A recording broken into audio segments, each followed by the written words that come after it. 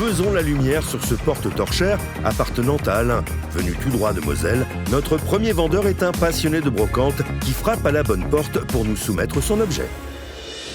Alain. Bonjour. Bonjour. Bonjour. Alain qui adore aller se balader, pêcher, Oui, ramasser des champignons. oui, tout ça, oui. La nature, la forêt, oui. Vous aimez les objets, Oui, aussi, oui. vous en achetez beaucoup, vous videz des maisons, c'est Non, ça? j'en ai pas acheté beaucoup, j'en ai acheté quelques-uns, puis j'ai acheté un ou deux comme ça, et puis après j'ai acheté un lot, un vide-maison complet, c'est pour ça. J'ai plein d'objets maintenant. C'est-à-dire que c'est peut-être en regardant cette émission que vous avez eu le goût des objets? Peut-être aussi, oui. Donc vous avez acheté un lot dont ce porte-torchère. Effectivement, c'est un porte-torchère. C'est un porte-torchère qui représente, vous savez, un Nubien. C'est toujours assez, classique dans la production de Venise principalement. C'est à cette époque-là que ça a commencé.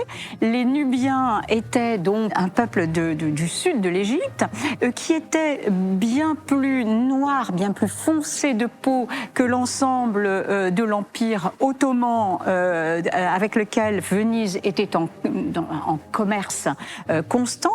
Nous avions à cette époque-là des fêtes extraordinaires. Nous sommes à l'époque de la Renaissance et il y avait de véritables Nubiens qui portaient les torchères et qui venaient dans les soirées de l'aristocratie, de la grande aristocratie. Alors ils avaient les lèvres peintes, ils avaient des pourpoints rouges, ils avaient des plumes d'autruche dans la tête. C'était très gai, très coloré comme Venise, la Venise de la Renaissance. En revanche, ce qui symbolise vraiment le porte-torchère à l'effigie de Nubien, c'est la couleur. Dommage. Il n'y en a pas. C'est bien dommage parce que c'est vraiment la couleur. Ils avaient même les lèvres peintes et ça fait partie d'un certain luxe de civilisation à l'époque de Napoléon III. En revanche, pour parler de votre petit Nubien, il est contemporain. Voilà. C'est du bois blanc.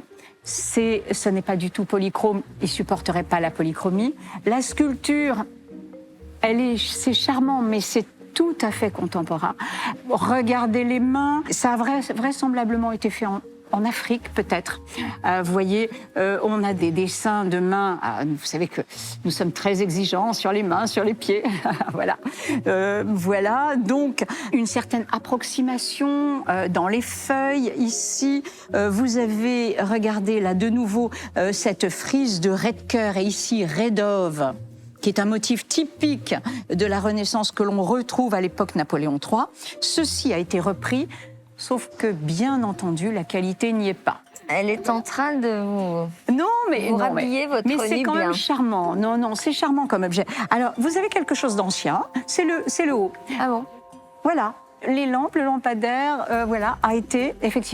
est un petit peu ancien. C'est vraisemblablement d'époque 1900, repris également avec cette partie-là qui est ancienne également, qui est en laiton. C'est années 50, 60, non? Je dirais 20e. Oui. Voilà. Bon, mais donc, c'est un objet déco, c'est de la déco. Elle vous a préparé une estimation qui n'allait pas être terrible, je crois. Oui, Combien nous sommes un peu exigeants, c'est vrai, dans notre métier. Je dirais pour la déco, 200 €. Oui. 200 €, vous verrez ce qui se passe. Oui, Merci oui. d'être venu nous voir. Merci, c'est moi. Vous avez le pass devant vous. Et puis, il va falloir trouver des arguments, alors, On va essayer. en salle des ventes. Bonne vente. Courage. Non, je me sens bien, mais je suis un peu déçu de la somme. J'aurais préféré 500. Après, on verra par la suite ce que ça va donner. Patricia m'a dit que le lustre était ancien au moins. Ça, je ne savais pas. Plus ancien que la statue. Cet objet a été vraisemblablement fait en Afrique. Pourquoi? Parce que le bois africain donc est très humide, bien sûr, il est gorgé d'eau, et il doit être mis dans des fours à étuver très longtemps pour qu'il perde toute cette eau et qu'ensuite on le travaille.